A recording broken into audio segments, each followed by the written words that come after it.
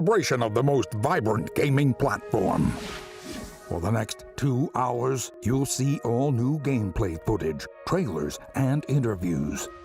Taking the stage today are first gameplay footage for Vampire the Masquerade, Bloodlines 2, Borderlands 3, the reveal of Evil Genius 2, Starmancer, Last Oasis, 2 new games from Coffee Stain Studios, Griftlands, Planet Zoo, What's Next for Terraria, Remnant from the Ashes, Mosaic, Warframe, Baldur's Gate 3, Shenmue 3, the reveal of Unexplored 2, El Hijo, Age of Wonders, Planetfall, and more. And now your PC Gaming Show hosts, Day 9 and Frankie Ward. Good morning, good morning. Yes, ladies and gentlemen, welcome to the PC Gaming Show. Yeah, yes.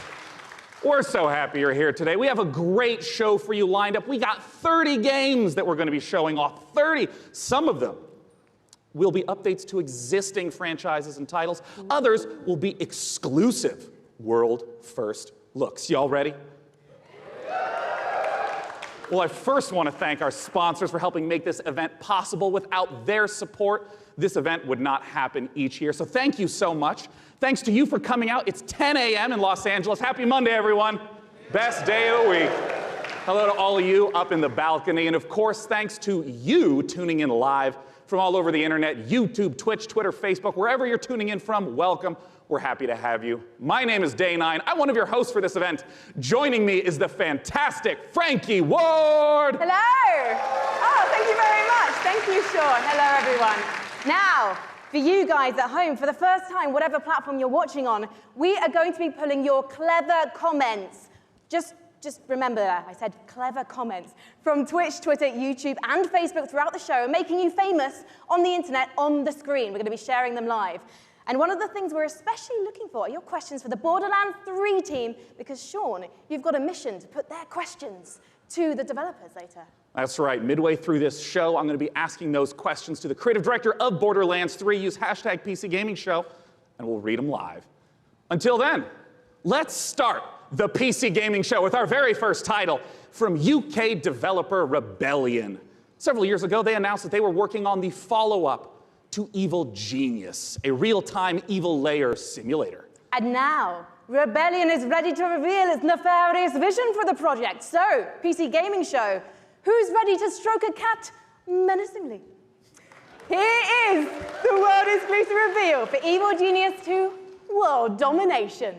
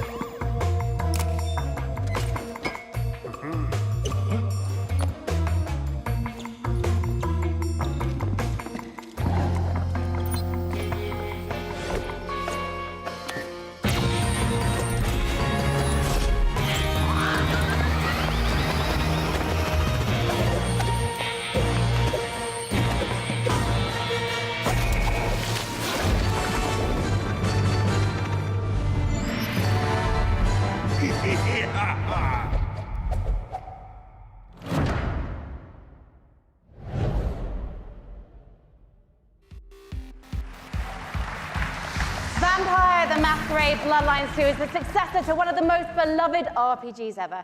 And with me to talk about it, I have Brian Mitsoda and Cara Ellison from Hardsuit Labs. Now, Brian, you were a writer on the very first game, so what does it mean for you to finally get to work on the sequel? It means that a lot of people have very high expectations, and we have to meet those. Well, let's take a look at whether you are going to meet them, because we are going to take a look at the world's first gameplay footage.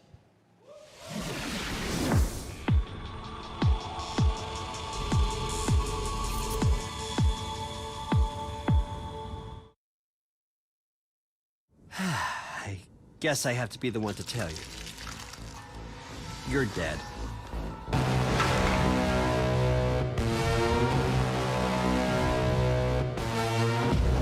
You're obviously new to this whole existence, but truth is, most of you types won't even make it a whole year. We have one rule. You don't break the masquerade.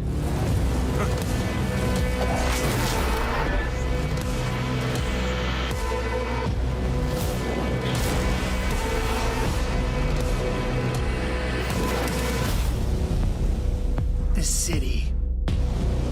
We're all fighting over scraps here. Welcome to the first day of the rest of your death. Having fun yet?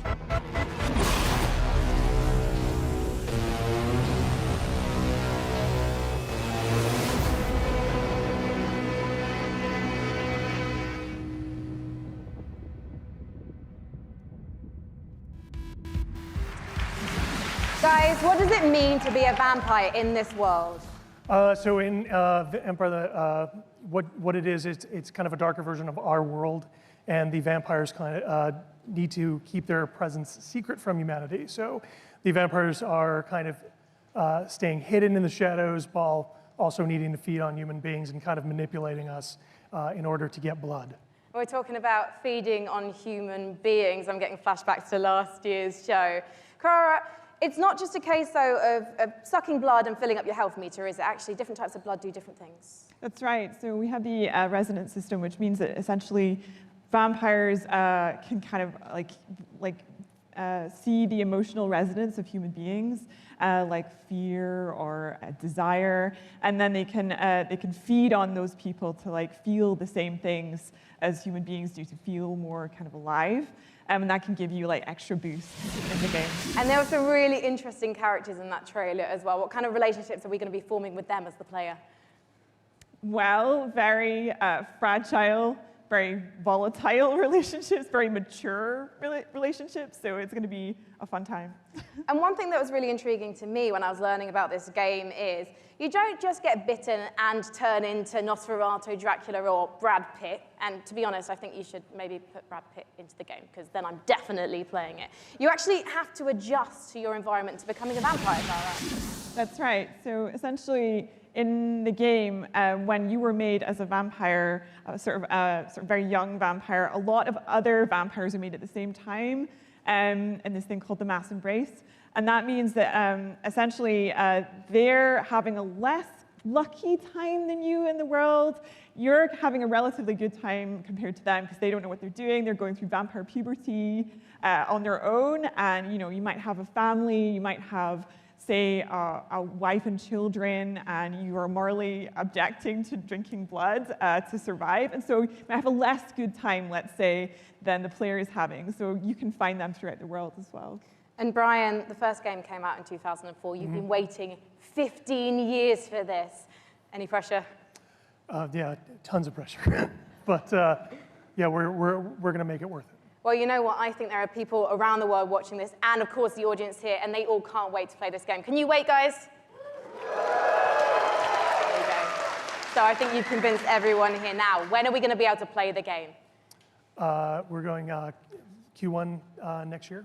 Fantastic. And when can we learn more? Bloodlines2.com. Thank you so much, Brian and Cara. Good luck. Give it up, guys. Thank you so much. Now, have you ever wanted to play Dwarf Fortress in space? Starmancer is a space station sim from Ominux Games and Chucklefish. After a catastrophe on Earth, humanity has launched a desperate attempt to find refuge among the stars. Your task is to manage a colony capable of sustaining life, crafting components, controlling colonists, and sending out crews to mine asteroids. But when you're living in space, there can be big consequences for even the smallest mistakes. Let's take a look at the brand new gameplay for Starmancer.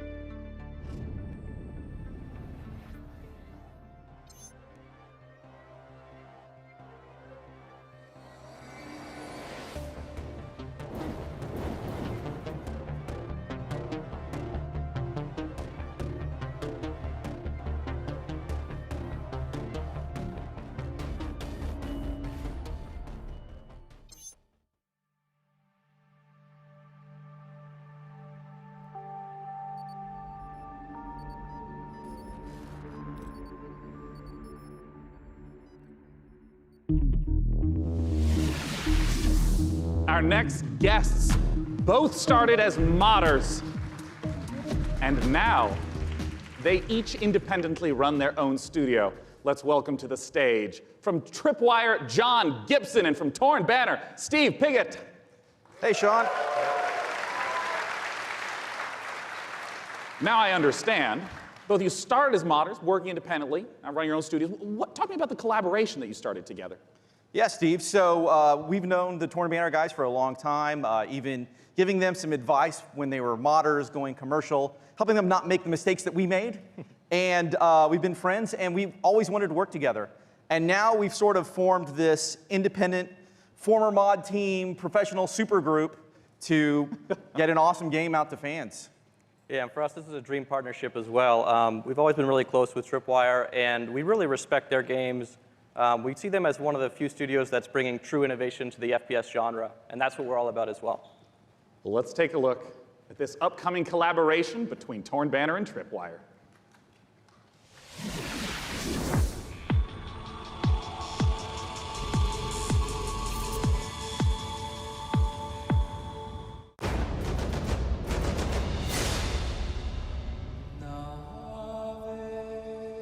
You go first. It's your chicken.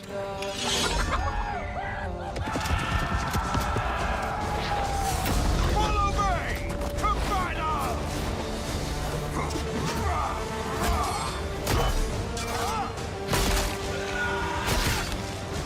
For the order!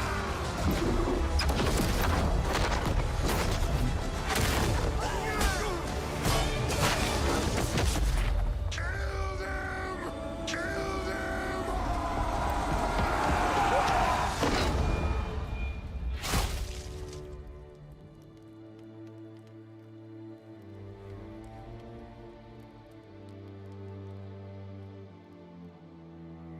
I'm unarmed! Oh, talk to me about Chivalry 2, Steve. Well, Chivalry 2 is about bringing players into their favorite medieval movie battle scenes. And our flagship game mode, Team Objective, does that by having players complete medieval objectives like sieging castles, raiding villages, and Yeah, you're not just going and standing in an area and then a bar fills up. You're, like you said, burning houses, killing peasants, you know, yeah. playing as peasants, getting killed. It's really about letting the player experience every iconic moment of the era. And on top of that, this time around, we've increased the player count scale to about 2.5 times what the previous game was, the 64 players. And on top of that increased scale, we've added horses, which really allows us to add a lot of drama to the game and bring experiences like the Battle of the Bastards from Game of Thrones. Don't worry, we'll ignore the last season. Just Battle of the Bastards is going to be in the game. Yes. All right, so I want to ask about the swordplay element to Chivalry 2. I mean, I know it's a really critical element. Yeah, and this time around, we've completely revamped. I mean, we really view what we're doing here as bringing a true sequel in every sense. Yeah. We've attempted to completely revamp the combat, movement, and animation systems so that every swing, every action of the combat feels readable and fair, and also has the satisfaction and the weight that you would expect when two medieval knights in full armor are clashing. Yeah, and it's very, very fluid and much more accessible than the previous game. And it's, you know, the pace is so much quicker. It was what I really enjoy when I'm playing it. Yeah, and I wanted to ask about the fluidity, because in a lot of melee combat games, you hit a button and there's like a full animation swing and then you sort of reset. So it's kind of these discrete, chunky times. I understand that in Chivalry 2, the swordplay operates differently than that. Yeah, we kind of think of it like when you're swimming, where you're kind of constantly using both arms at the same time. And Yeah. a core part of our focus this time around has been making it so that players can fight multiple opponents at the same time. Like 1-on-3, 1-on-4 situation. Exactly, because that's fundamentally part of the becoming the ultimate warrior fantasy Right. and achieving glory on the battlefield. Well, I mean, I do have to ask, I'm talking about swordplay and mastery, but the original Chivalry, I mean, it's kind of like silly fun. Like, how do you balance the mastery with the fun element? Yeah, our goal has always been to make it so that players can take the game as seriously as they want to and also as silly as they want to. We know that probably about half our audience plays the game drunk, and we love that. At least half. Yeah. That's an important metric to track. And the game has a huge influence from Monty Python as well. I mean, in the over-the-top voiceovers and the role-playing opportunities. I mean, the game is genuinely hilarious. As an example, you can beat a man with a chicken while quoting Shakespeare. Like, so like picking up a chicken as a Yeah, weapon, physically that's a clubbing mechanic. him to death with a Well, chicken. that's excellent. Well, I mean, I have to ask, when can people get their hands on Chivalry 2? So Chivalry 2 is coming out early 2020, and it's coming first to the Epic Games Store. Oh, look forward to checking it out in early 2020. Gentlemen, John Gibson and Steve Piggott with Chivalry 2. Thank you so much. We are just getting started here at the PC Gaming Show. Let's take a look at what's coming up next. You're watching the PC Gaming Show. Coming up, build a world for wildlife in Planet Zoo. From the creators of Darksiders, Remnant from the Ashes, Baldur's Gate 3, and more trailers, interviews, and gameplay footage.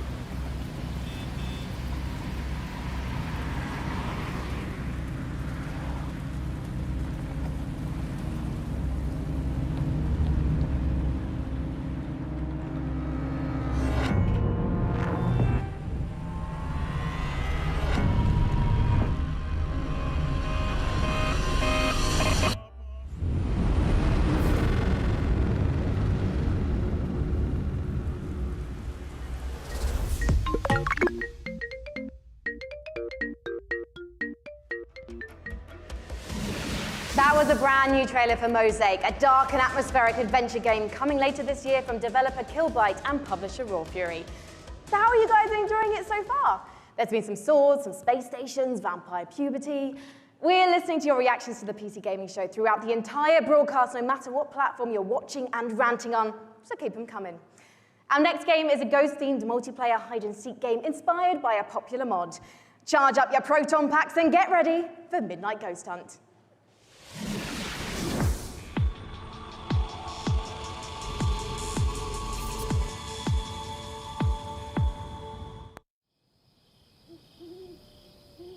When the night falls, there's only you and me. When the night falls, you can count on me. Darling, if you only knew, it'll make you feel brand new. So just tell me, where are you? I got a big surprise for you.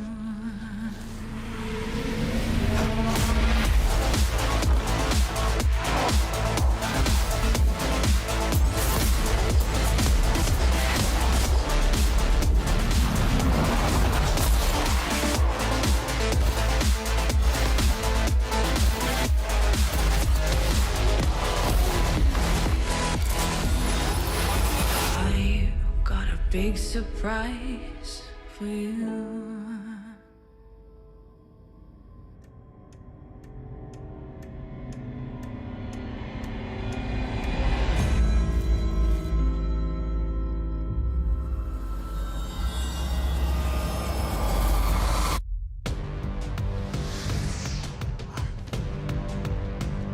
Joining me on the stage to talk about Midnight Ghost Hunt is the dynamic one-man team.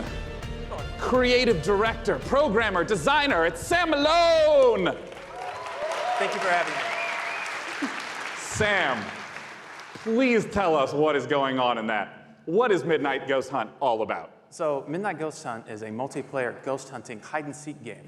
You can play either as ghosts or ghost hunters, like a 4v4 format. I see. The ghosts can hide inside average everyday objects around the haunted house.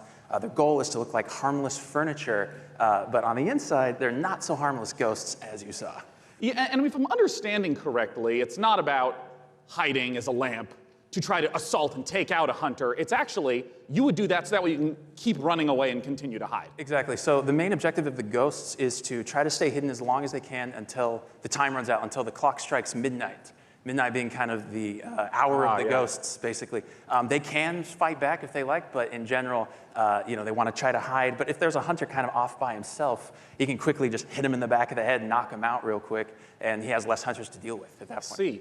Well, what's the identity of the hunters? I mean, we've been seeing furniture flying all over the place. What are the hunters doing? So the hunters, it kind of can be divided into two different segments. The first part of the game is kind of almost like a detective game because they're sort of trying to figure out where the ghosts are hiding because it's not really obvious at first glance. So they've got gadgets like a footprint tracker, they've got like a radar like you saw, to try to narrow down where in the haunted house these ghosts are hiding, basically.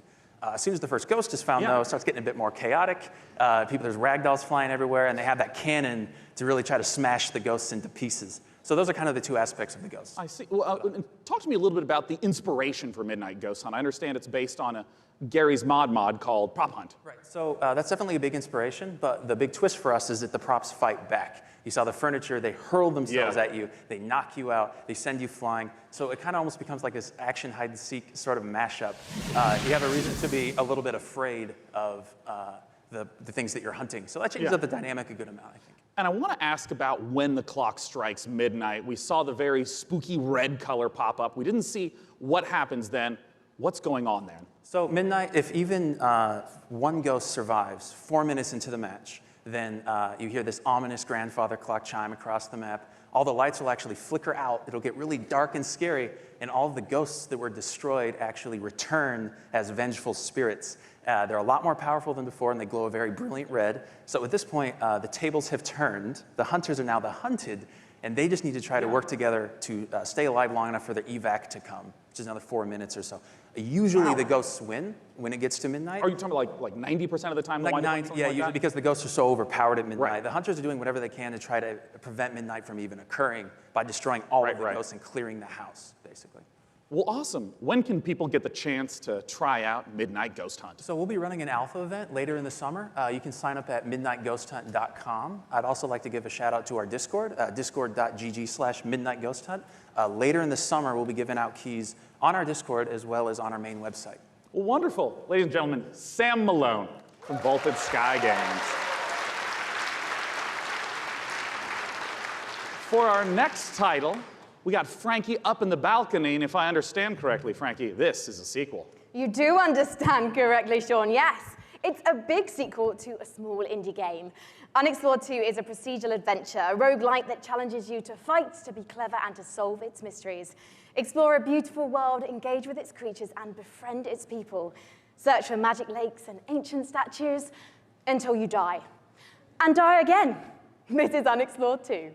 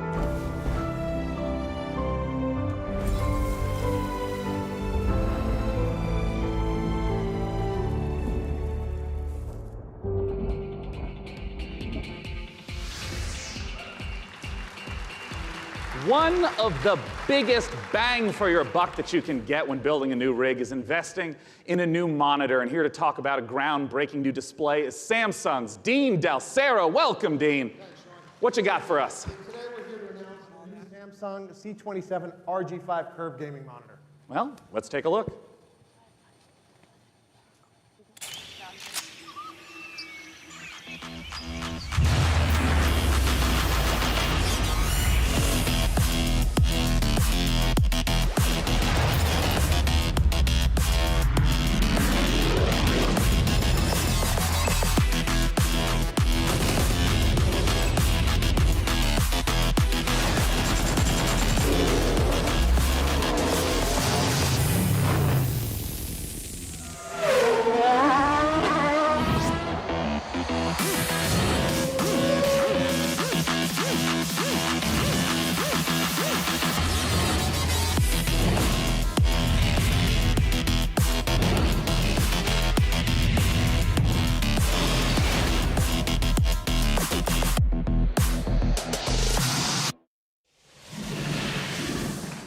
Dean, we've seen the video, and I gotta start asking, talk to me about some of those juicy features and specs. So it's a 240 hertz curved gaming panel. We believe it's a world first. So you have lag-free and tear-free performance. And we think that the curve, it's a 1500 art radius, is going to be a very immersive experience that you wouldn't get from a traditional flat panel.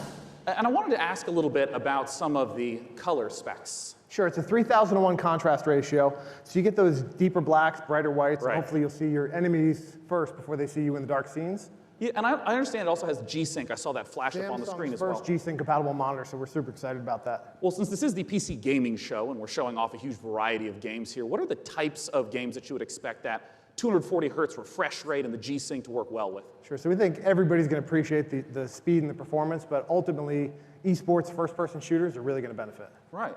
Well, of course, I have to ask, not just when is it available, but what type of cost are we talking? Sure, so it'll be available in mid-July for under $400 for a 27-inch panel.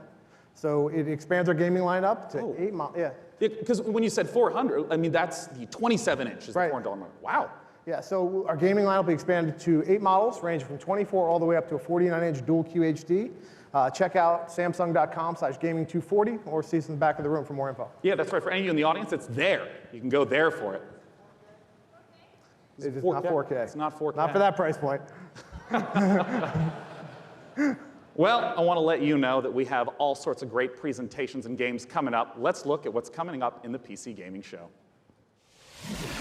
Stay tuned for more announcements, trailers, and never-before-seen footage, including Gearbox answers burning questions about Borderlands 3, the next game from Clay Entertainment.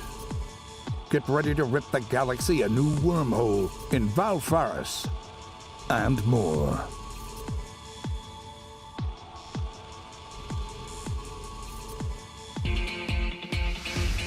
And now the PC Gaming Show presents What's Next from Funcom.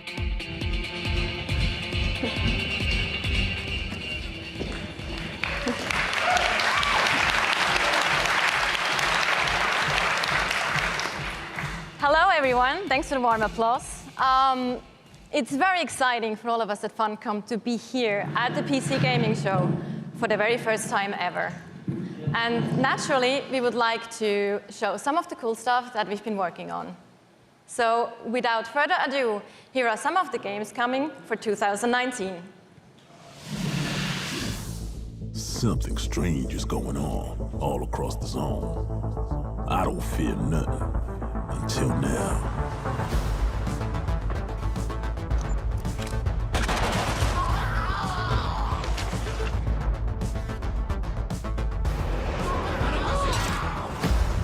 A lot's happened since you've been traveling, Khan. We could use your skills.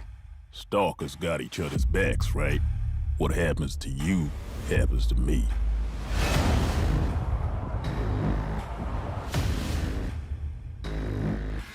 Shockwave approaching.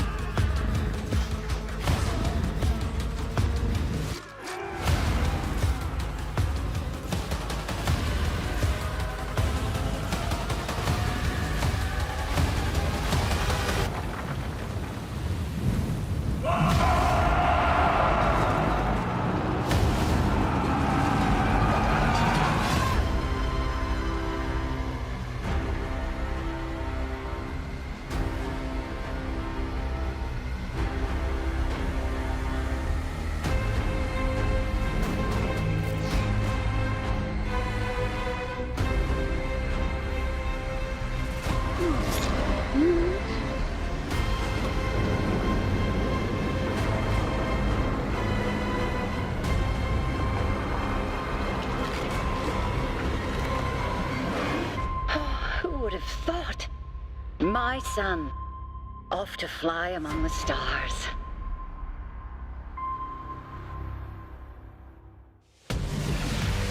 Please welcome to the stage, founder and director of Mighty Kingdom, Philip Mays.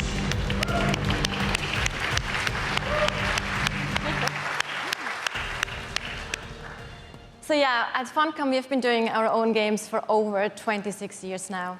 But recently, we had the great pleasure to be working with some other very talented developers and help them publish their games. And on that note, I'd like to introduce Phil Mays.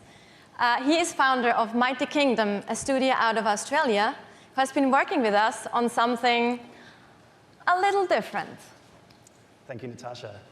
So on April 1st this year, we put out a little trailer for something called Conan Chop Chop. And considering the date, it was perhaps no surprise that people decided that that was an April Fool's joke. So yeah, we have a little surprise for you. Check this out.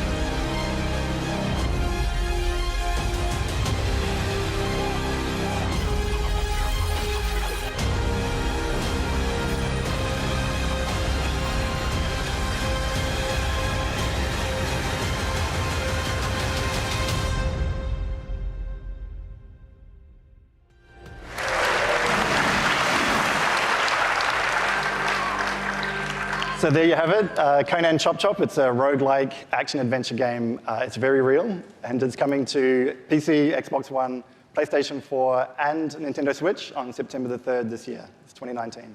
We also have a playable version here at E3 at our demo room, so if you want to give Stick Figure Conan a try, then please don't hesitate to drop by.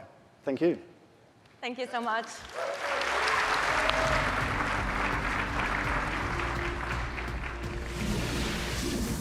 Last Oasis is a nomadic survival game set in a post-apocalyptic future where the Earth has stopped rotating.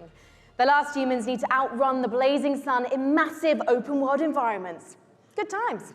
But cheer up, Sunshine. This is one of the most original-looking multiplayers we've seen, with interesting ideas underneath, a player-driven economy, and some truly incredible death machines. Coming to Early Access on Steam on July 15th, let's take a trip to The Last Oasis. My tribe built wooden legs to lift us over the burning sands.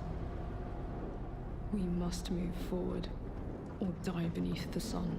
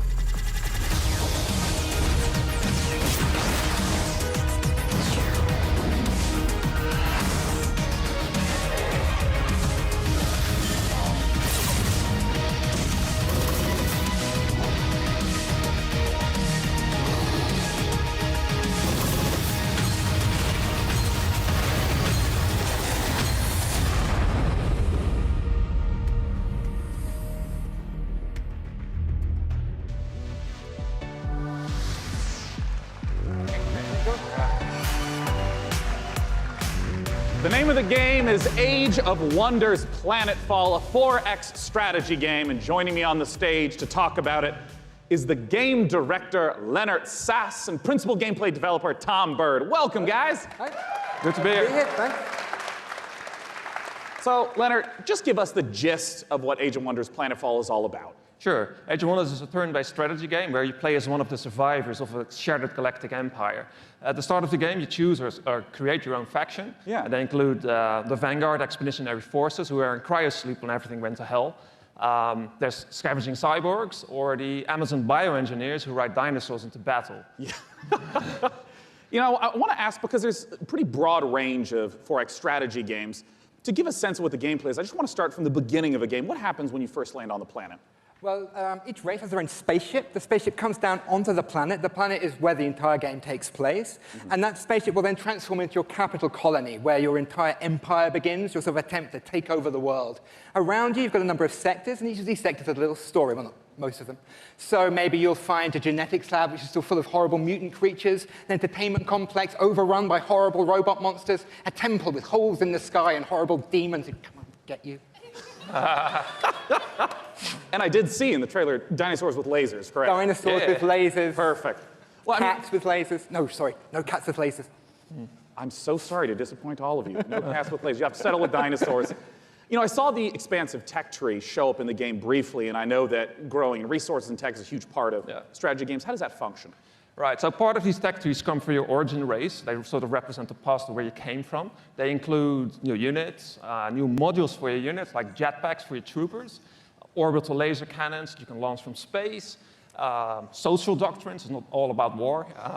And then the second part of your tech tree comes from your secret technology, and that's all about the future of your faction. So you can create like a combination between man and machine or man and computers. Others include doomsday technologies that allows you to infect the entire population with alien brain-eating parasites or win the game by splitting space-time. I love how many details you're giving me of the horrors that await on the planet. The future is not a pretty place. Well, I want to ask about some of the combat that we saw, because in a lot of strategy games, the combat can be very brief. It just shows two armies pinging off each other. But I understand that the tactical layer is quite rich. Right, so when combat starts, you'll see, like on the world map, maybe like a little sort of space lab or something like that. When you go into combat, you will zoom all the way in, and you will be inside the lab. You'll see all the pipes and all of the goops flowing around. All of your units, which you've been putting together and built, are now deployed. In turn-based combat, you can move them into cover, use their abilities, shoot laser cannons. Maybe you've chosen advanced. So you've got like a bunch of space dwarves in little metal suits. They'll dig holes in the ground, like shoot from the holes. Maybe you've chosen the Kirko, sort of horrible alien bug monsters. They run forwards and slash people and puke acid on them, that kind of thing. I mean, how long do some of these battles wind up lasting? It depends. A short battle can be maybe 2 or 3 minutes, but at the end of the game, you've got a massive siege with like 20 units on your side, 20 units on their side. You've got orbital cannons blasting holes in the world, and that can maybe take 30 minutes. Well, talk to us about when we can play the game. Okay, the game is due this August 6th. It's going to be available on PC, multiple platforms, consoles, and it's available for pre-order now. Well, lovely. Hey, what's that URL? It's aow-planetfall.com. Well, I'm looking forward to it. It's less than 2 months away. Gentlemen, thanks so much for joining me up on stage. Thank you. Okay, thank you. All right. Bye-bye, guys. Thank you for sharing the horrors of the future. And for our next game, Frankie, I have to ask you, what year is it? Why? The year is 1946, Sean, my dear boy. Europe lies in ruins torn apart by the satanic Plan Z. A brave band of heroes cast the Fuhrer into hell, but little do they know, the nightmare is far from over. Achtung! This is the world-exclusive reveal of the next shooter from the makers of Sniper Elite 4.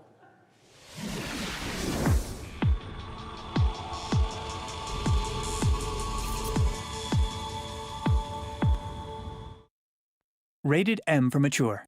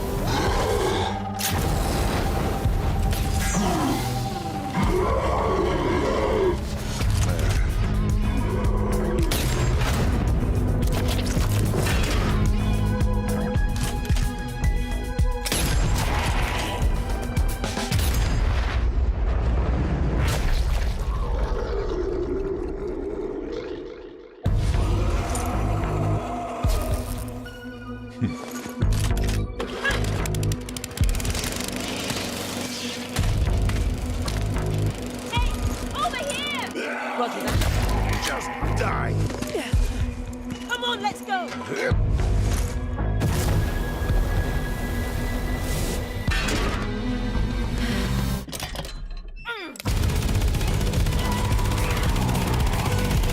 This way. Come on.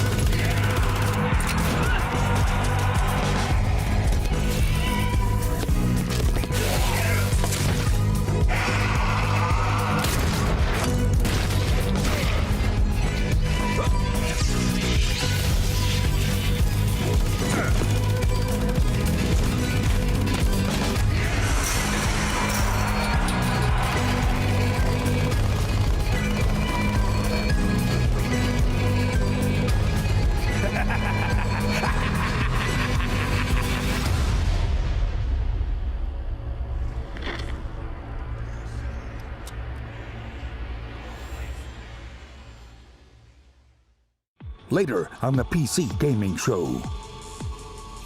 A love letter to classic JRPGs. What's next for Warframe?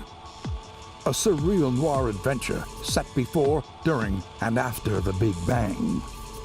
Baldur's Gate 3, and more.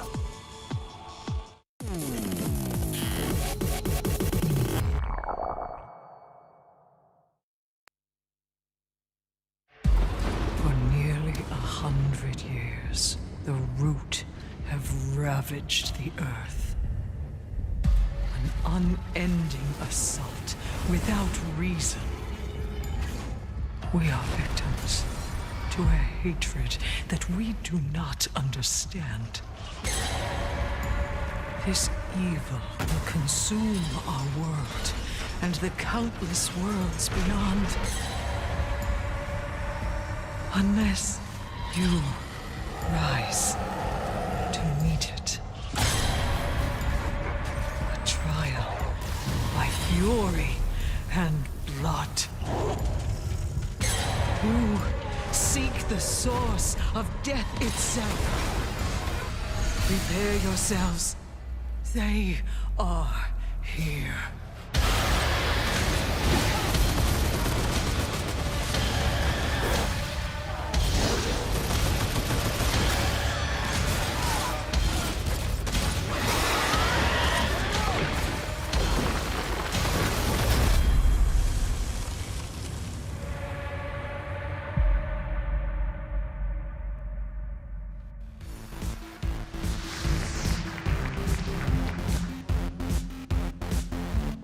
Joining me on the stage to talk about Remnant from the Ashes. In that trailer, we got the chance to see so much new gameplay footage and new environments. Let's welcome the CEO of Gunfire Games, David Adams. So David, I want to ask right away, for those who are unfamiliar with Remnant from the Ashes, what kind of game is it? So Remnant's a co-op action shooter set on an apocalyptic Earth and across a bunch of cool fantasy worlds. And I mean, in that trailer, we got the chance to see a huge variety of different environments. Like, what are these different places? Who's the player in this story? So as a player, you're on sort of a Odyssey-like quest to save the world, and we really wanted to have a bunch of different cool locales that you go to just to experience a bunch of different stuff. And you start on Earth, but it rapidly changes very quickly as you get into the game. And one thing that we've talked about before is that replayability is a huge focus of the game, that you could play through it 10 times and still be seeing new bosses, new monsters, new locations. How exactly does that work? Yeah, I think one of the coolest features of the game is the dynamic generation system. So we generate the maps, the enemies, the quests, NPCs, bosses, everything. You've built those all by hand, right? Yeah, it's all hand scripted, but the system takes all the pieces and stitches it together. So you might play the game and come into work and say, hey, I talked to a giant tree and fought a dragon boss, and I'll be like, I met a guy in a helicopter, an old guy in a helicopter, and killed a tree ant. And we'd have completely different experiences playing the same game. And you just have to keep going through and eventually explore what all the possibilities are. Yeah, you can play the game over and over again to see the stuff. You can jump into your friend's world to experience the content in their world, and that's a big part of the game, just jumping in and seeing what you get. Well, I want to ask about loot, which is, I understand, a big part of the game. How does it function alongside this ever-shifting gameplay experience? Yeah, the loot in the game is all legendary items, and it's tied into the dynamic generation. So if you fight a boss or meet an NPC or get a cool, unique side quest, it generally coincides with a cool, unique item. It might be a boss weapon or a magical item or armor. So if you play the game and you get all completely different events, you'll have different equipment than I have. And in the trailer, I also saw that there were 3 people walking through these, and you mentioned the co-op experience. How does co-op function in the world? So the game's full co-op from beginning to end. You can jump in at any point, and the game's definitely slower paced, more difficult. I mean, you will die a lot in this game, so awesome. There's a huge advantage to bringing your friends to come in there and help you take down bosses or fight off different events or just generally progress through the world. Yeah, well, I mean, as a big fan of Bloodborne and Dark Souls, I'm really looking forward to Remnant from the Ashes. What's the release date, and where can people go for more information? So Remnant's coming out August 20th on awesome. PC and Xbox and PS4, and if you pre-order the game now, you can actually get in early and start playing the game August 16th. Well, awesome. Ladies and gentlemen, David Adams from Gunfire Games. Thanks so much for talking to us about Remnant. And as we mentioned earlier, keep those questions coming. I will be asking on stage the creative director of Borderlands 3 everything you want to know. Doesn't matter what platform you're on, just use hashtag PCGamingShow. And until that time, let's talk about our next title. This one was announced 2 years ago at the PC Gaming Show here. It's a game from Klei Entertainment called Griftlands. It's changed quite a bit in the last 2 years. It's now a deck-building roguelike where you don't just fight, but you also negotiate your way through a broken-down sci-fi world. It's going to be available on the Epic Game Store in one short month on July 11th in alpha. Let's take a look at some of the footage of what you'll be playing.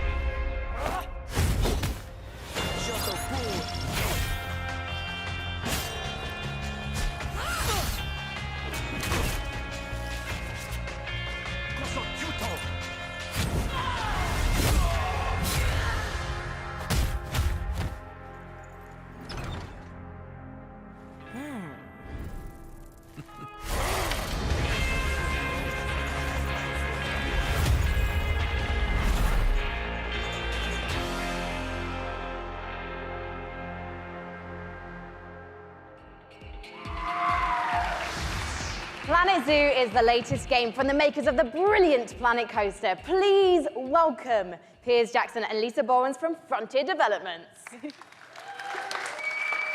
Now, Piers, what kind of zoo are we going to be running here? So Planet Zoo is a new management sim game from us. It involves you building and looking after a modern zoo, and you get to look after the most authentic animals we believe you've ever seen in a video game. Each of our animals are unique. They have their own needs, their own desires, and their own behaviors. They interact with each other and react with the world that you build around them. And today, for the very first time, we're really excited to be able to show everyone here our gameplay video and to announce our launch date. Well, fantastic. Let's buy the world's largest family pass and take a look inside.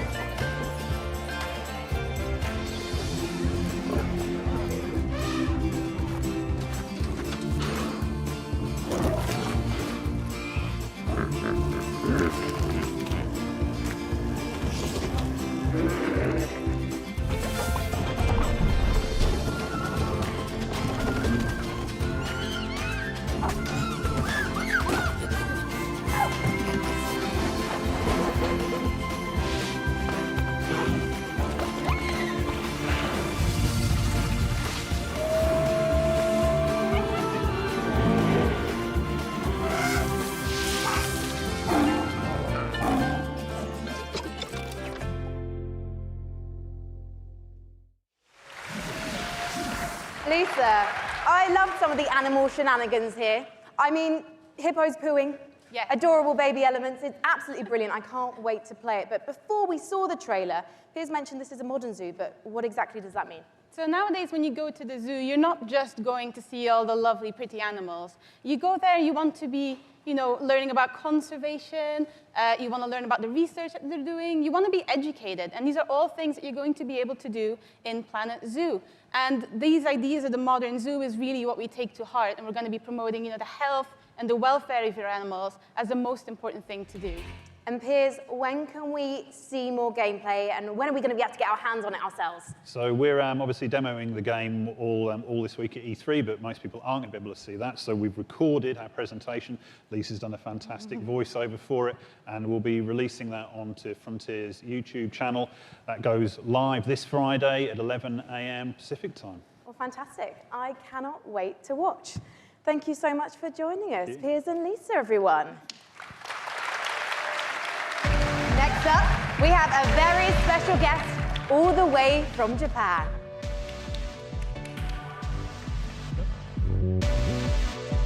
Please welcome to the stage gaming industry legend and Shenmue creator, Yu Suzuki.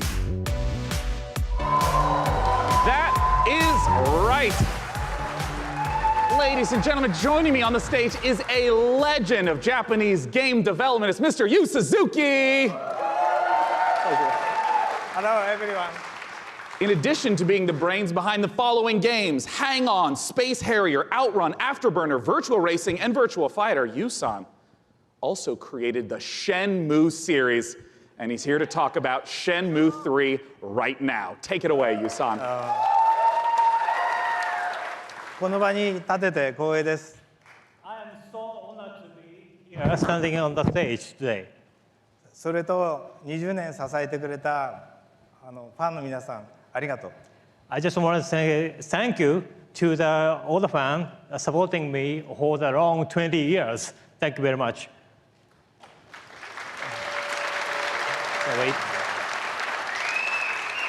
The wait is nearly over. That's right. Let's take a world exclusive look at Shenmue 3.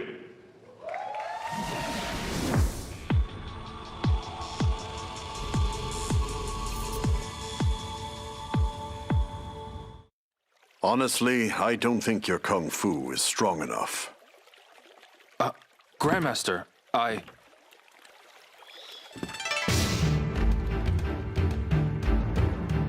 A long time ago, martial arts were bad, but humans are interesting creatures.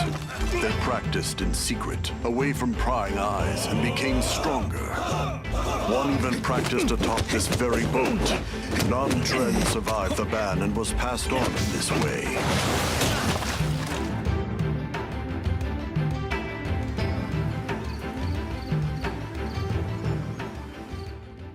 What did you say to me?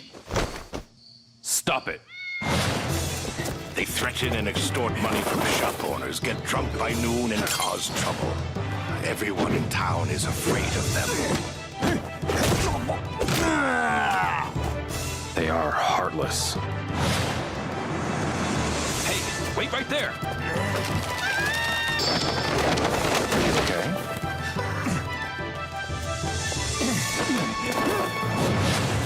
This is him, the Japanese guy who got in our way. You've got some guts to barge in here on your own.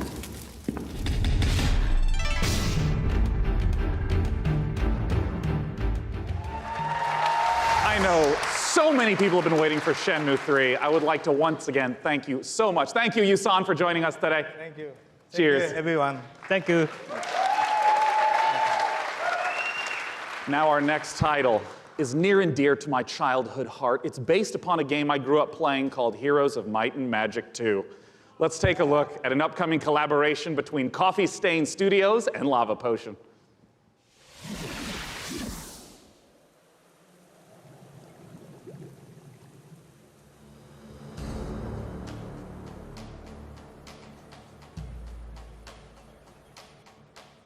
The essence within you, it is who we are. In dead or in living, it's near and it's far. In human and beasts of the land, it flows through the forests, it breathes the sand.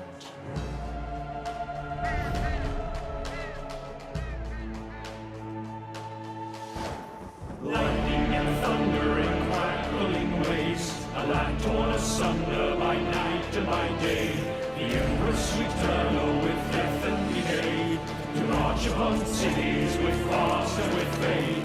They gather the wielders and build mighty walls, resisting, revolting, their harvest will fall. So wield all the power of those you command, and draw out their essence to hold in your hand. Unleashed on them all, so in these final hours, we'll raise every bill to take back what was ours.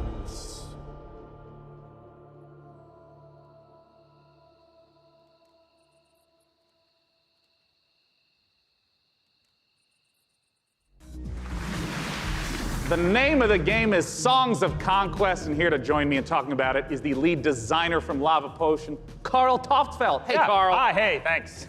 I mean, let's just start off for anyone who maybe hasn't played the Heroes of Might and Magic series. What is Song of Conquest all about? It's all about, well, you kind of start out with in the town that you just saw in the end of the trailer. And from there, you recruit your wielders. It's what we call our commanders. And you recruit an army, and then you kind of send off your wielders on an adventure. And they go exploring the world. They pick up resources to flag mines. And with those resources, you upgrade your town so you can get more stuff. And that's kind of what you do. Adventure and strategy combined. Yeah, and you know, I know that part of the core loop is obviously get the resources to build up the township, but for what reason? Armies, man. Talk to me about those juicy battles. Yeah, so the battle, just like the whole game, is turn-based. So you go into combat, you bring all your troops in, and you start by deploying them, and then all the troops have different stats, like offense and defense and health and so on. And they go in initiative order, and then you slug it out, and it's a bit like chess, but instead of like pawns and bishops, you have like horned wands and face spirits. Great, and griffins and so on. Yeah, and all those things. And well, you know, as someone who just loves the Heroes of Might and Magic series, I know that you have translated a lot of the gameplay elements into Songs of Conquest, but what are some of the modern elements that you're bringing in? Well, there's a lot of it, but I mean, one of them is our magic system. We call it the essence. So basically, in the Songs of Conquest universe, everything has an essence within there. It's sort of like the soul. So your troops, they have an essence. And to do magic, you need to bring the troops with the right essence, with your wielders' skills. Oh, I see. So if you want to like make your troops go faster, you need to bring a troop that has that essence, like cavalry. And maybe to ask a basic question, what if my opponent kills that cavalry? Then you can't do the magic. So. Oh, I see. Okay. Yeah. So if you're fighting someone, you kind of have to like weigh the pros and cons of what to kill off. Like, do you want to destroy their magic or their powerful troops? Where can people go to get more information? And as always, when's it coming out? Late 2020. Oh, it's quite a ways off. It's quite a ways off, but you can go to songsofconquest.com and sign up for alpha, and then you can play earlier. Well, as you know, I'm really looking forward to playing it, Carl. Thanks for joining us. Thank you. Now, our next title is an update to a popular co-op game. Let's see what's in store for Vermintide 2.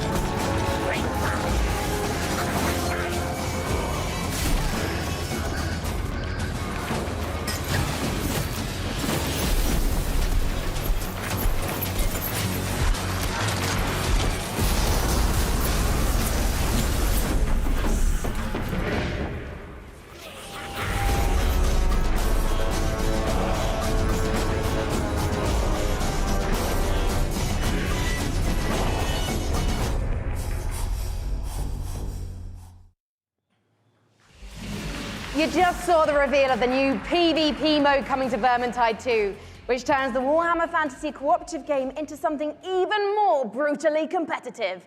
It looks deliciously vile, and surely dismembering Skaven is so much more satisfying when you know you're going ham on a fellow player, making him or her cry little baby rat tears behind their computer screen.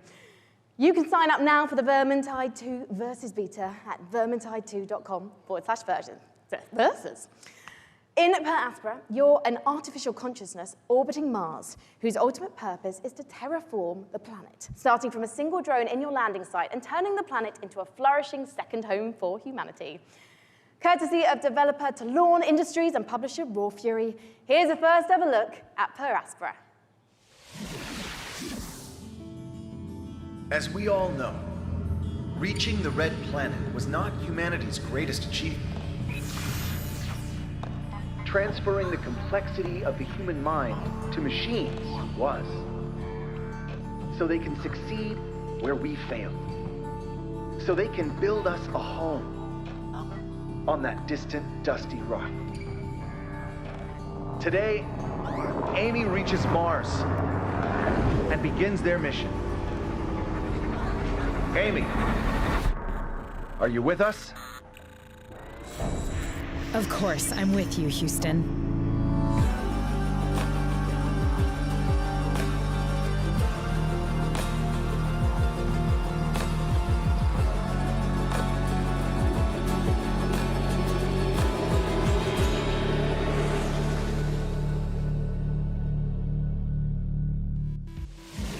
In the Assassin's Creed universe, our next guest sent players back in time to rewrite history. But for his debut project with indie studio Panache Digital Games, he's going to take us back 10 million years to where humanity began. Here to tell us all about Ancestors is creative director and co-founder Patrice Désilets. Welcome, Patrice. Thank you for having me. I'm really happy to be here. I've been waiting 10 years to come back on a big stage at E3 showing off a game. Well, it's fantastic to have you back. I just want to ask, what inspired you to tell the story of human evolution? Well, when I started Panache, I needed a game, an open world game in which you can do a lot of things. You need a character in a 3D environment at first. And I said, oh, I'm the historical guy, I'm the historical dude, so I need an historical period. So I said, oh, let's go back at the very beginning. It'll be easier to do, because I won't have to build a city, I won't have to build technology, and I was a bit naive, because we built Africa 10 million years ago. And that's not easy to build. It doesn't sound easy. I mean, how have you turned those themes into gameplay? Well, you play our last common ancestor, right, of all the big apes, and then you have to explore your environment, and eventually you expand your territory, you expand your clan, because you're not playing that one badass character. You play a group of badass characters. And eventually you evolve into different species, up until Lucy the Australopithecus roughly 2 million years ago. I imagine our ancestors had a lot more issues to deal with than we do today. There's going to be a lot more dangers in this world, so tell me a bit more about those. Well, it's all about from a prey to a predator. Basically, at the beginning of the game, everybody's there to kill you and devour you. And basically, at the end, it's pretty much you, where you're the predator and everybody's afraid of you. And that's the idea of Ancestors, the Humankind Odyssey. So, Patrice, ultimately, what is the key to evolving your clan successfully? Curiosity. You need to explore, because, you know, I made a game about characters and you needed to follow the story I wrote for you. This time, you're basically writing the story, right? There's no story per se inside. It's not about going and see mission givers. It's not about looking at the mini-maps and the little dots. It's about you, hey, Homo sapiens. Can you survive like our ancestors did? And that's the question I'm asking the players. It'll be for you to answer that question August 27th. Well, I was going on PC first. I was going to ask you when we can see it, and you answered my question first. Thank you so much, getting Patrice. good at this. As Patrice says, Ancestors will be released August 27th, and you can learn more at ancestorsgame.com. Thank you.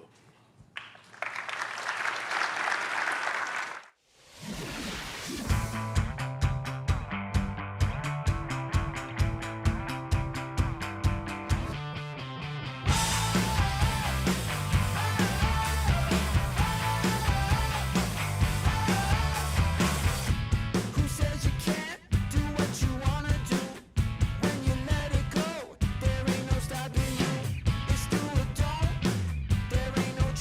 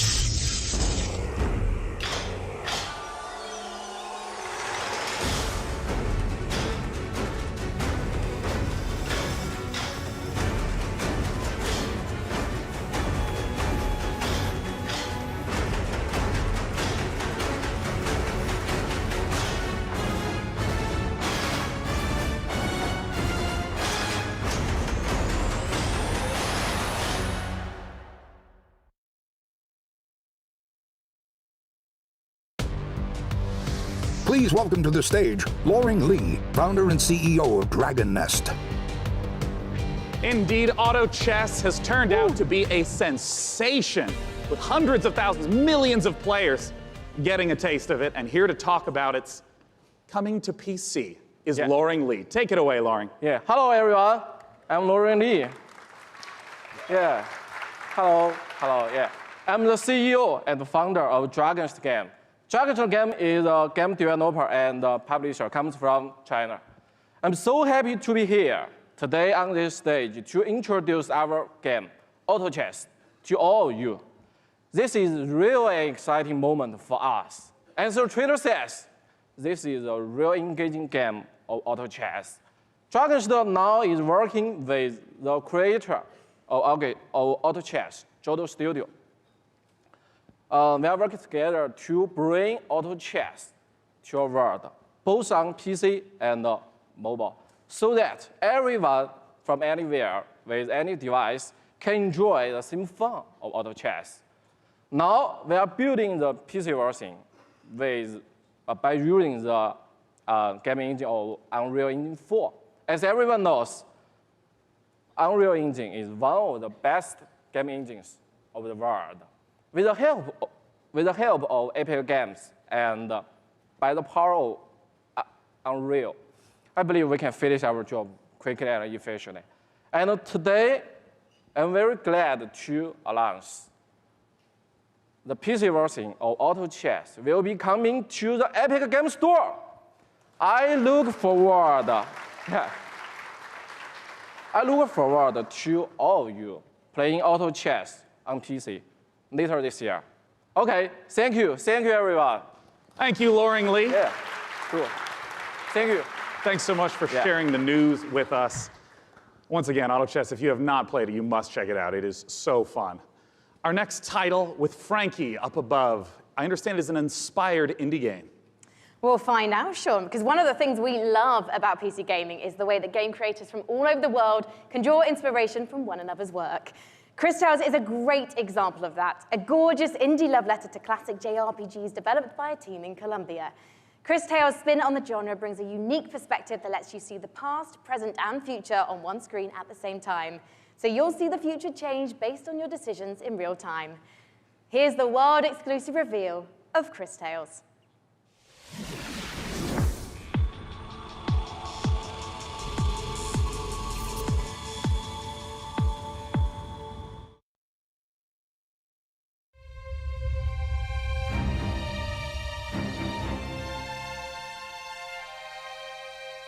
If you saw what was, what is, and what would be. If you knew how it ends, would you change it? Could you make the hard decisions? And would you be strong enough to fight?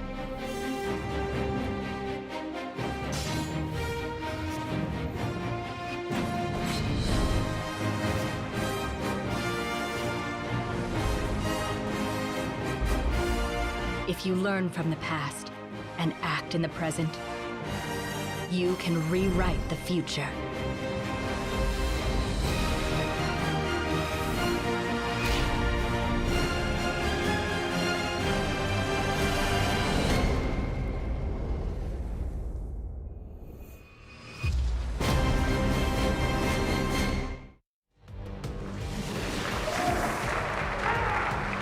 In PC gaming, it's not the size of your weapon, it's how you use it. And I'm holding one of the, well, quite frankly, it's a bit average, isn't it? It's just your average, Glock, really. No, it's one of the ridiculous alien weapons from our next game, Valfaris, a brutal, heavy metal-infused 2D action platformer inspired by true old-school classics like Contra and Turrican. Assuming the role of fearless warrior Therion, players must blast and slash their way through the doomed citadel of Valfaris, overcoming its deadly environments and enemies before challenging the arcane evil at its very heart. Get ready to rip the galaxy a new wormhole. From publisher Big Sugar, this is Valfaris.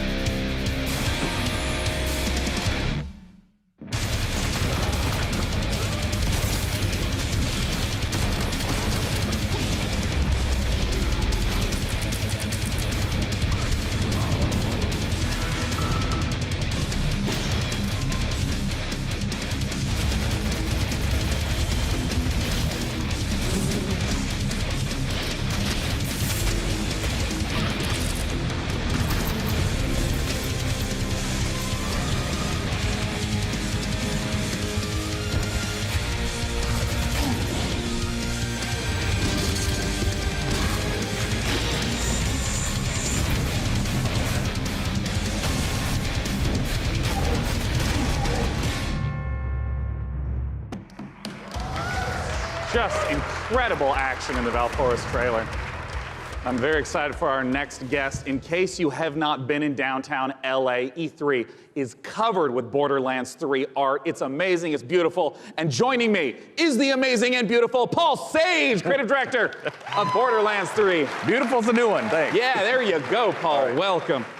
I mean, there's been so much hype around Borderlands 3. What's the stuff you're really excited to be sharing this year at E3? Oh man, so we've talked about our Vault Hunters. Well, this time we get to talk about Moze. And she is our gunner Vault Hunter, so she has a big mech, so it's one of the things. All about loot. We're talking about, the different loot, such as shields, grenades, those things, going to different planets, so a lot of stuff to talk about. Well, I want to start right off with Moze. Tell us everything you can about her. Okay, yes, I'll tell you everything I can. So Moze, again, like I said, she's a mech pilot. She has this big mech, it's called Iron Bear. She gets into Iron Bear. Yeah. We have multiple action skills, which means that she can equip either a minigun or a rail gun or a flamethrower. If you want to barbecue your enemies, something like that. Oh, so, nice. Mix and match. Yeah, Moze is a terrifically fun character for us right now. Now, we've been excited to be collating a whole bunch of community questions. We're going to break them into two categories. First, there's a whole bunch of repeat questions that I want to make sure we get to right now. One of the big categories is about loot, because you've mentioned having a billion guns earlier, but what can you tell us about some of the other gear, the other progression systems in the game? Yeah, so let's talk about grenades, like one of my favorite things that we don't get to talk about a lot. So in the past, we've had grenades that they've had like one thing, they can bounce, they can stick to different things, This time we're combining like all of those things. So for instance, the other day I was playing and I threw a grenade and that grenade had a bounce, it would stick, an explosion would come out, and the grenade would fire guns as it was going through, right? So we have like a ton of different grenades that are in there.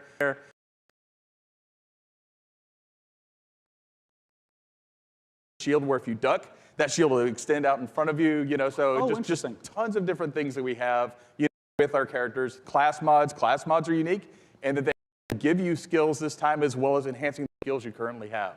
I also remember earlier you mentioned about artifacts. What are those?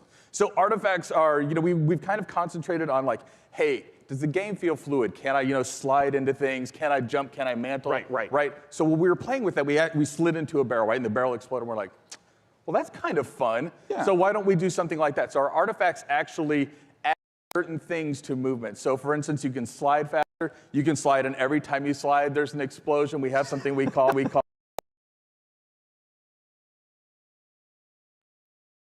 second category of questions unrelated to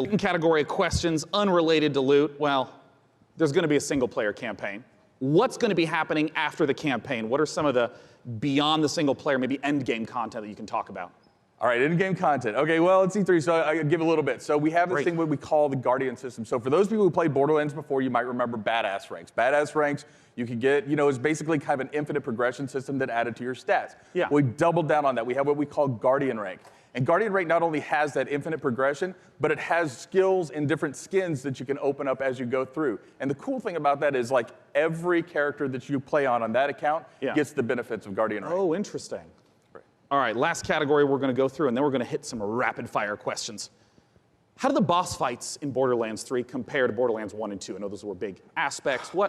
How do you build upon that? Right, so I think of a boss fight, like I'm an old school Nintendo fan, right? So I love huge boss fights that have like three phases and stuff like that. So now those people, smart people in the audience know that we've talked about going to vaults instead of vault, right? And so there are different like huge boss encounters there that are just, multi-phase boss encounters. We have like a lot of different mini bosses throughout the game, so a lot of different boss encounters throughout the game. Well, now I want to ask some really quick questions that should be yes or no, very brief. First from Castore, how will you be handling multiplayer? Multiplayer, we will basically be allowing anybody to jump in at any time, so. Awesome. From MHL Animations, can I pet the gun? Great question. I'm not here to judge what you do with your gun, so that's a personal question.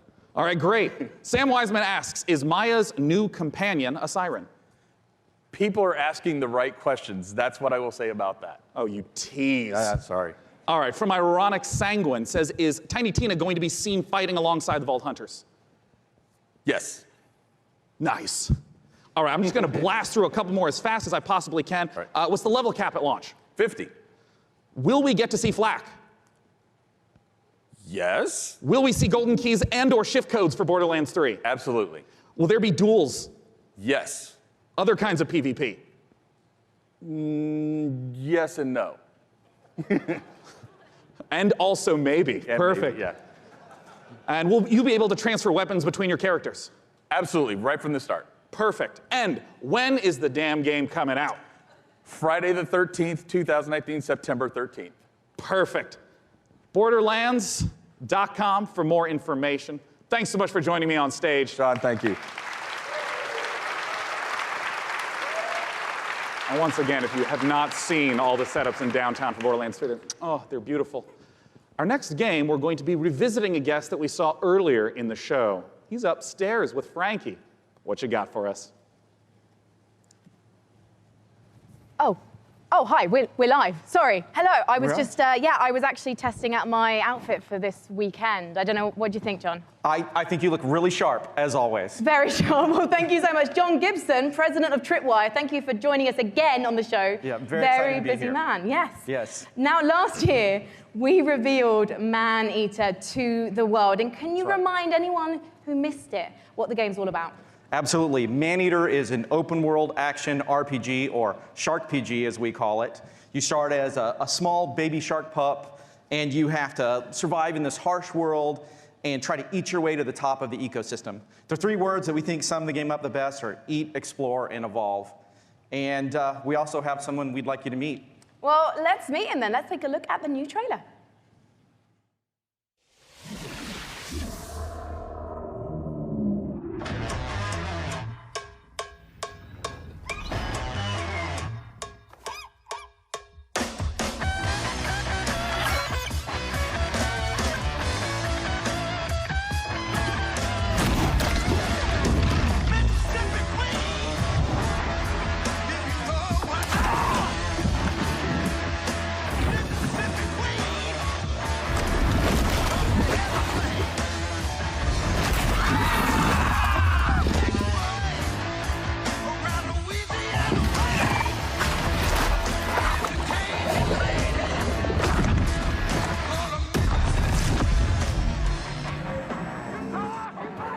Come any closer with that camera, we two gonna tussle.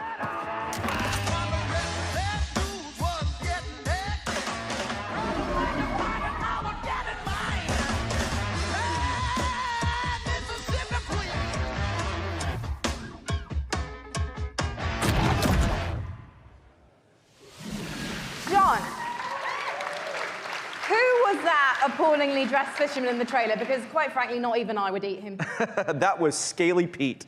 And Scaly Pete's the villain in this tale. Pete is a best fisherman in the Gulf, the best shark fisherman, or he'll tell you he's the best shark fisherman. And he disfigures our baby shark at the beginning of the game and does some really nasty things. So he's not a very nice guy. And now the story of Man-Eater is told through the lens of a reality show called Shark Hunters versus Man-Eaters. And it follows Pete and the player shark on its adventures.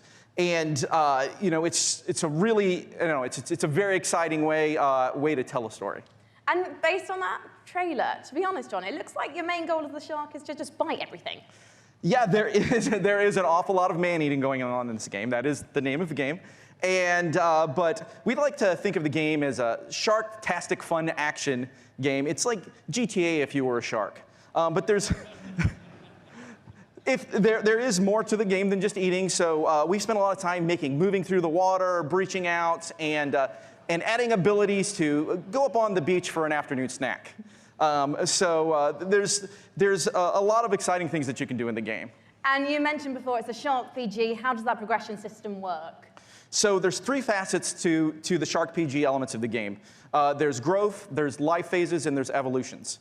So growth comes about through eating things, nutrients, people, whatever you can find. And that's kind of like your XP in the game. That allows you to level up, your shark will grow a little bit, you'll get more powerful. And then at key phases that we call life phases, you'll make a big jump. So let's say you're a brooding teenage shark and you're about to become an adult. When you become an adult, you take a big leap in size, a big leap in power and capability.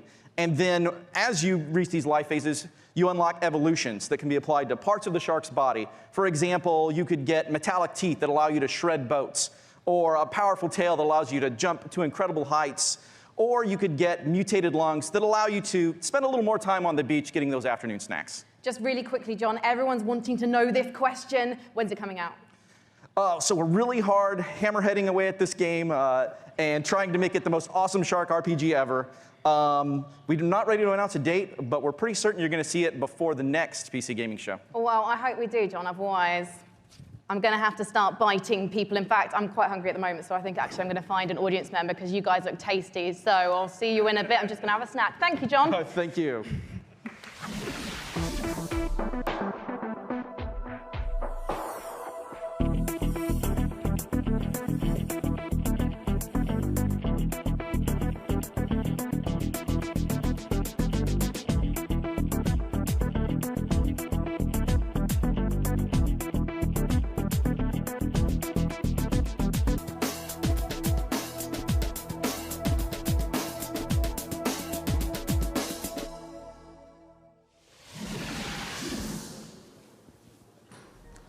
You know, one of the absolute best parts about being sponsored by iWin for the PC Gaming Show is that I get to sit for this next segment and talk to you about Terraria.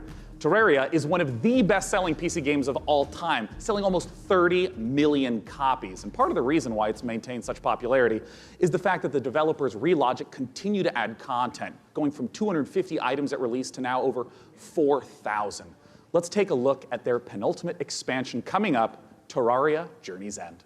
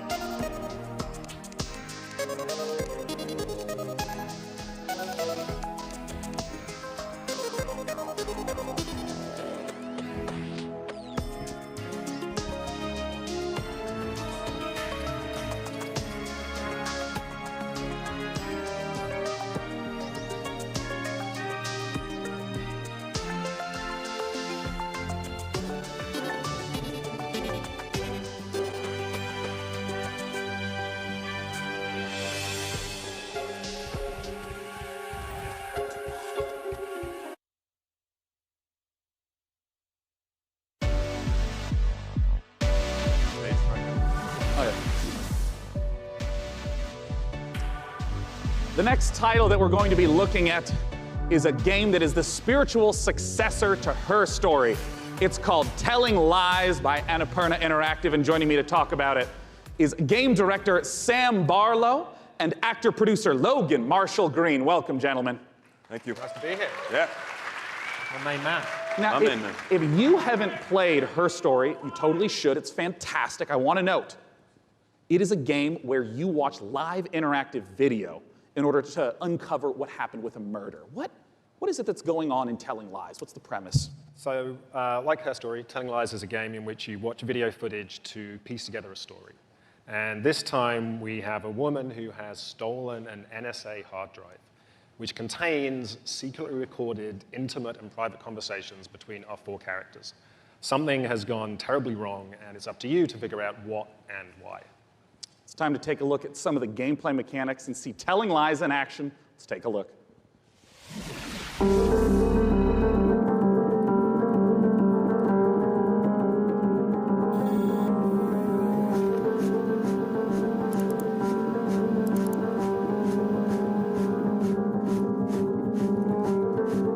Once upon a time. It's late. I gotta get her in the bath. I don't love you and I don't miss you. You already know too much.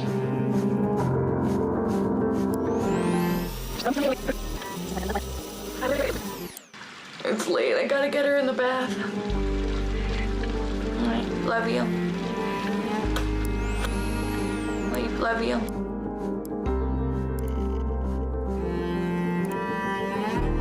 I've only ever been in love once.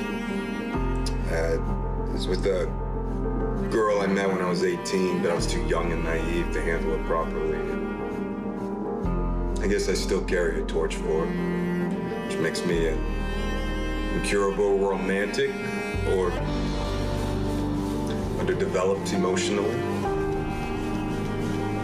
I'm a loyal friend.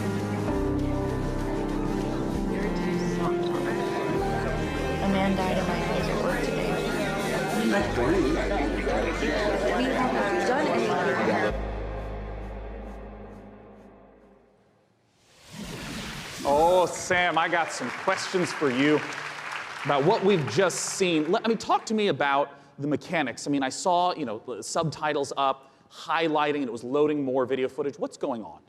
So what we do in Telling Lies is we take all of the exploration you would have in a normal video game, so all that walking around in a 3D world, and we apply that directly to the story, to the footage itself. So you're going to be scrubbing around in these clips, paying close attention, and you're going to be picking up on the subtext, listening to names, people, places, and with that information, you're going to use that to find more clips, dig into those, and over time, kind of build up this picture of the story.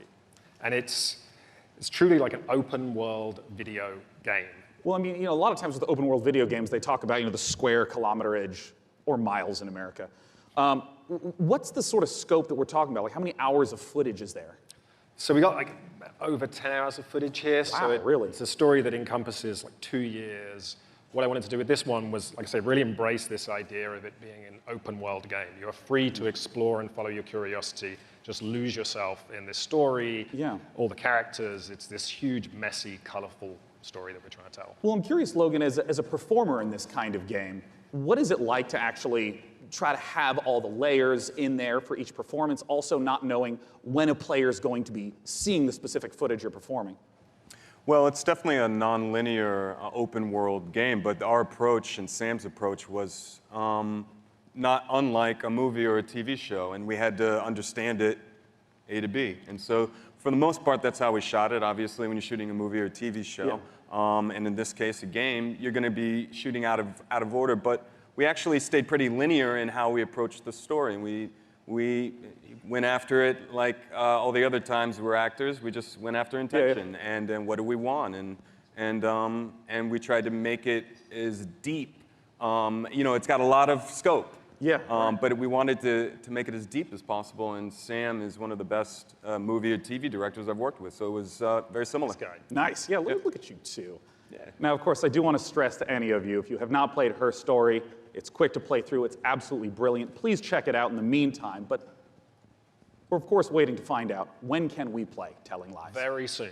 Very soon, I promise. We'll have a date soon. Right now, you can go to Steam. You can wishlist it on Steam. We all love Steam. And yeah, very soon. We'll be showing a little bit more during E3, and the game will be out, very soon. Fantastic. Desperate to get it out there. And people to play it. As soon as humanly possible.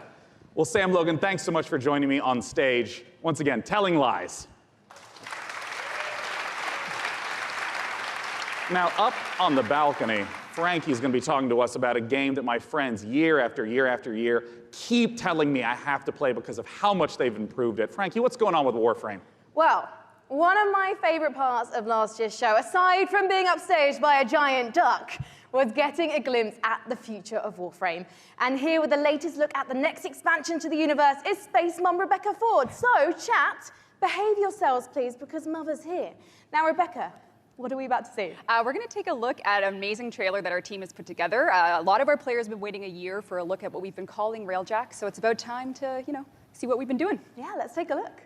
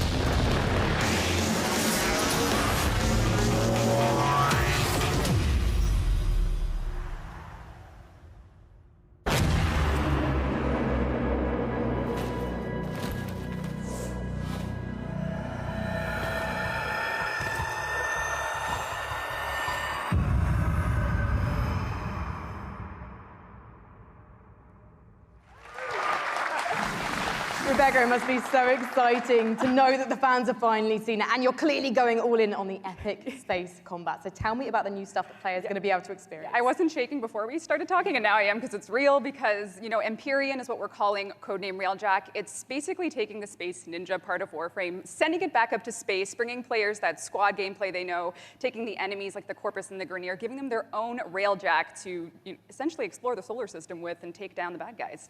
And when are fans going to get to see more? Well, TennoCon is in London, Ontario. It's July 6th, and you can come watch it online on Twitch. We're going to be showing a lot more in our keynote for what Empyrean is going to be. Well, today I'm getting a feel for the suit, so what's the deal with that sweet-looking Necros Prime? How do I get my Tenno arms into it? I cannot say that on live television, but you know, there are ways. But yeah, you just have to link your Warframe account to your Twitch account. If you watch 30 minutes of our Tenno live show, you can get it, but hopefully you stay for the whole hour, because we got lots to show. Well, thank you so much, Rebecca, and good luck with TennoCon on July 6th. Thank you.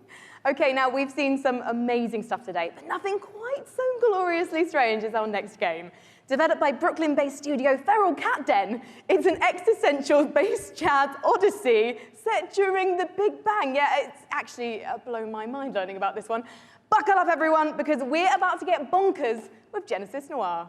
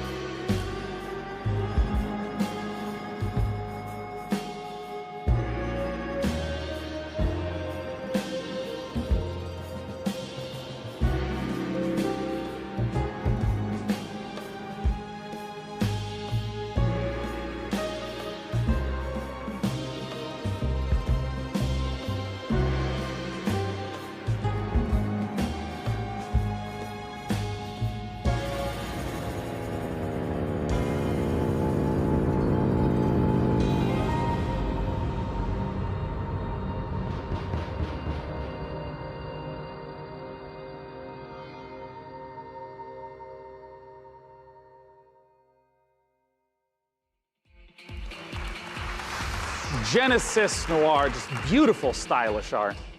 The next game we're going to take a look at is the twist on the stealth genre. It's called El Hijo, where you play as a 6-year-old trying to escape a monastery and find your mother using toys and tricks to avoid monks. Let's take a look at this gorgeous spaghetti western-inspired project from Studio Handy Games.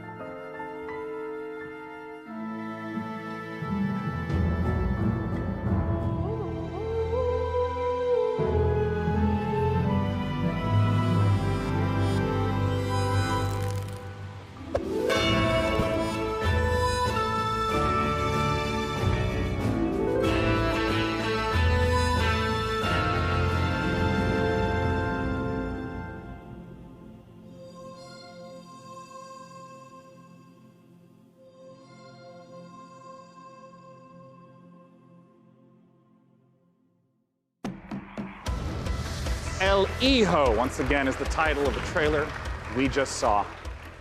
For our final guest tonight, please join me in welcoming from Larian Studios CEO Sven Vinke, and from Dungeons & Dragons at Wizards of the Coast, the creative director of Dungeons & Dragons, Mike Mearls, to talk about Baldur's Gate 3.